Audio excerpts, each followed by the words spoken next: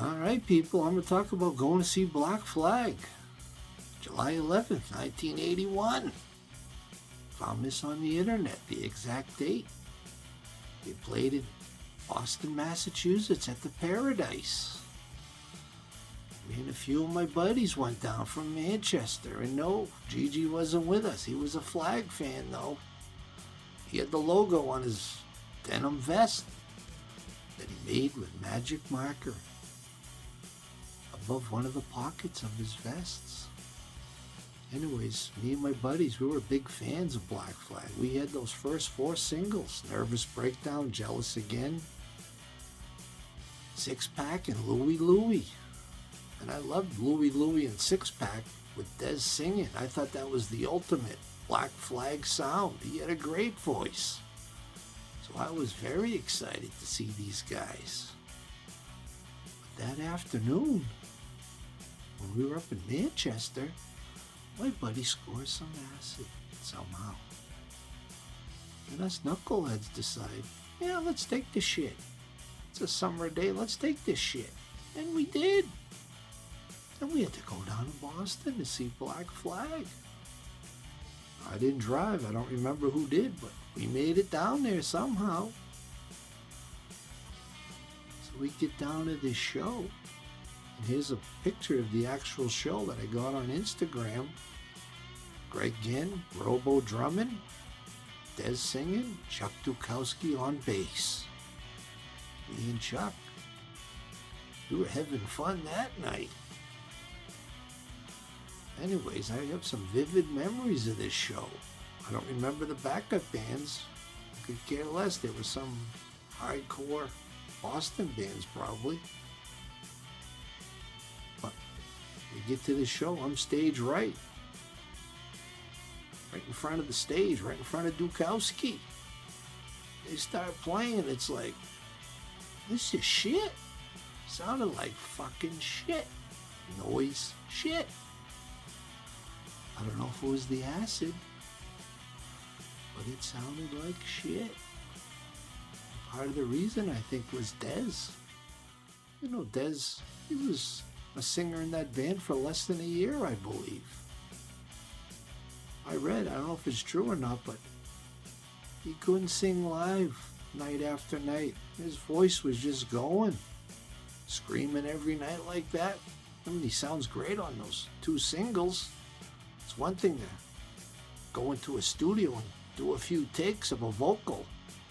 It's another thing to sing night after night. So I think that's one reason to me it sucked. And Greg Ginn too, I think he plays leads on the fly. I think he's a self-taught guitar player. He goes into the studio and just rips these leads. And when he plays live, the leads don't sound like the leads on the singles. I don't know, I just thought they sounded like shit. That's why they had to get Henry Rollins later in 1981 to be the singer. That blowhard. You know, I have a friend. He's an old punk from the Bay Area. He saw Black Flag in San Jose. The early 80s. We were talking about it. I said, who was the singer? Henry Rollins, he said. I said, oh, was it a good show? He said, oh, they showed up 2 hours late. A near riot. The show was intermittent. I said, what's that mean? He goes, oh, they played, then they'd stop and Henry would rant and rave. Sounds like Jello Biafra. Another fucking blowhard. These 2 blowhards have their spoken word tours. People actually pay these people to sit in a frickin' theater and listen to their great knowledge and wisdom. You know, Henry Rollins knows everything about punk rock. Fuck, I think he even knows my middle name. Fuck Henry Rollins. These are the type of guys that started these ex-jocks going to these fucking punk rock shows and just trying to beat up people. Spit. That was spit. Anyway, the show fucking sucked. I was fucking yelling at Dukowski, giving him shit all night. Saying shit like, you fucking suck. Go back to California. He was spitting on me. I was putting my face right up to him. I didn't give a shit. I was on acid. Tell you what, the only song that I thought sounded decent was Louie Louie. Hard to fuck up a 3-chord song like that. It's the only song I thought that sounded good. But the best part of this show was after we're walking out of this place. We start hearing chatter. What the hell's going on? About 10, 15 feet in front of us is this roly-poly motherfucker with 2 blondes on each arm, taller than him, wearing skin-tight dresses, high heels. I didn't see their faces. I'm sure they were pretty hot.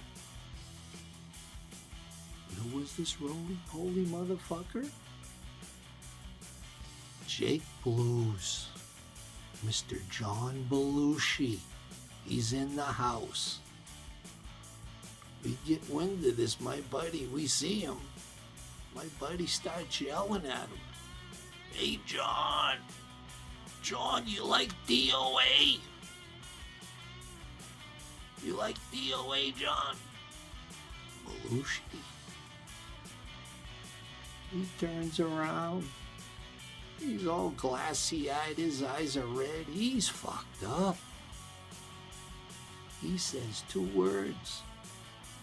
The movie? My buddy was talking about the band DOA from Vancouver. Great band. But John was talking about DOA, the movie. It's a punk rock movie. I saw it back in those days. Sex Pistols were in it. Those are the 2 words he said. He stumbled out of the place into his black stretch limousine. Hookers and blow. I don't know if he drove up from New York or he was in town to see Black Flag, but he was a fan of punk rock. He got Lorne Michaels to get Fear on Saturday Night Live. They had to go to a commercial to shut Fear down.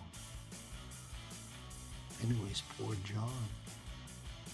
He was dead within a year of that show. He died in March 1982.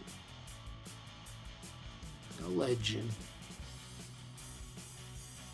That was the best part of the show. Seeing Belushi, disheveled with 2 hookers. And I'm sure he was doing a lot of blow.